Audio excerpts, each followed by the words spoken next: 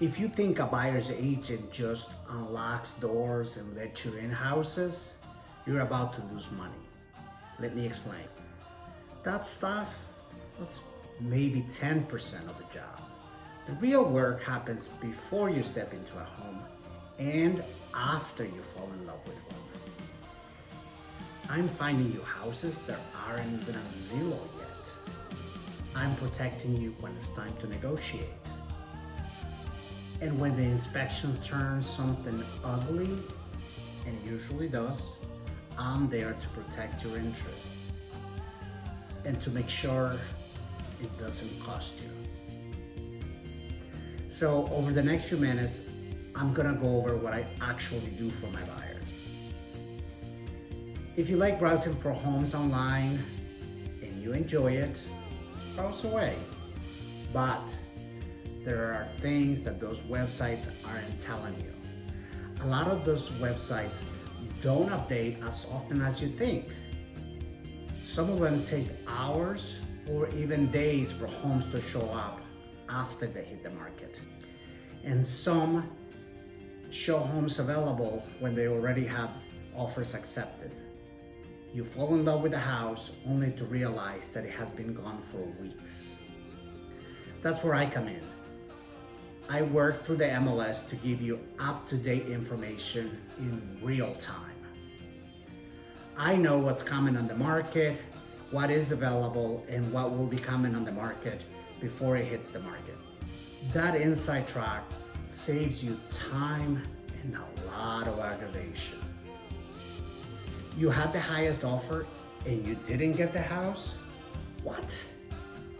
Okay, let me tell you what happened. An offer is not just a number on a piece of paper. When I write an offer for you, I write it based on the seller's needs. I tailor it to what the seller is looking for. I make a case of why the seller should pick you, and we base that on what you offer based on terms, price, financing, closing date, occupancy. It all matters. And before we look at numbers, I give you the information you need to make an informed decision.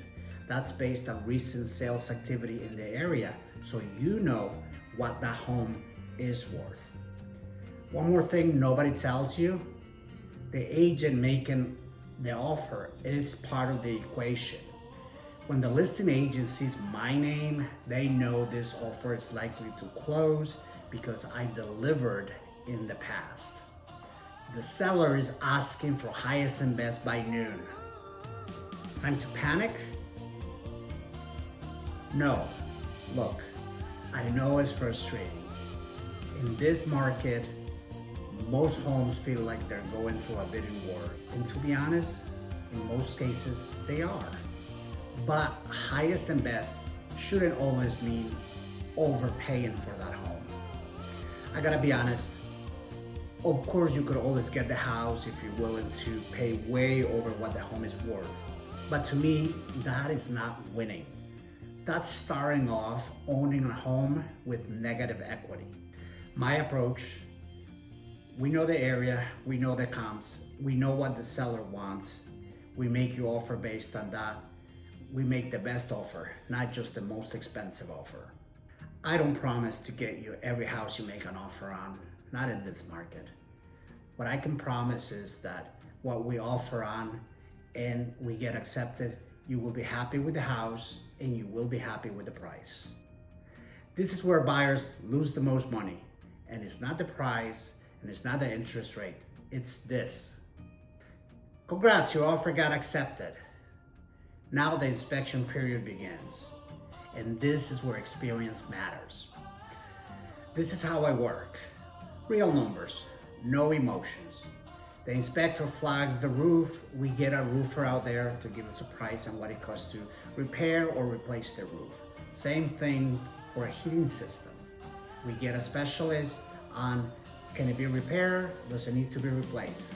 Based on that, we have real numbers and not just, oh, the inspection is bad. Because now when I go to the seller, I present specific items with numbers on what we expect. This is very professionally presented so that the seller actually understands what it is that is worrying the buyer. And if they want to continue with the deal, we need to address these items. Emotions don't get you credit.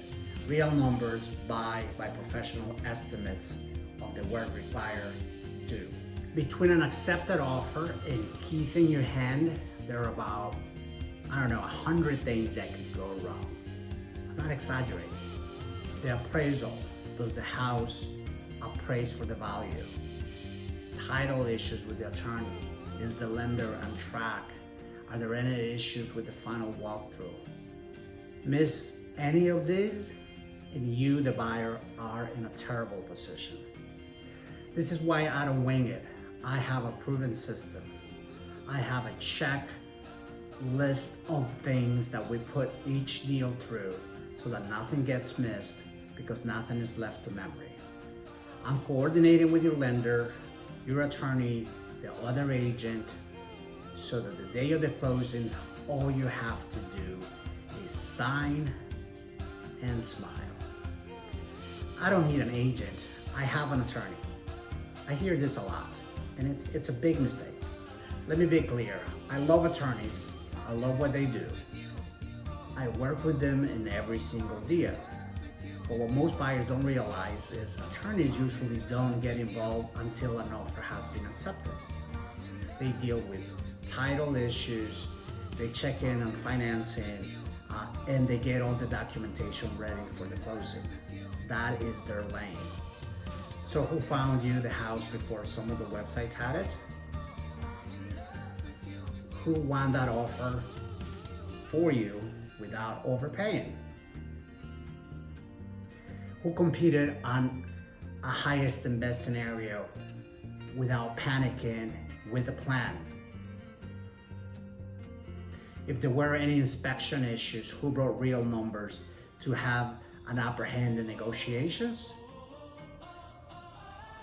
That's what I do. I oversee the process from the beginning to the end, steering it through each stage until we get you the keys and you are smiling at the closing. Let's just say attorneys protect the paperwork, I protect the deal from day one. If you're thinking about buying this year or next year, reach out.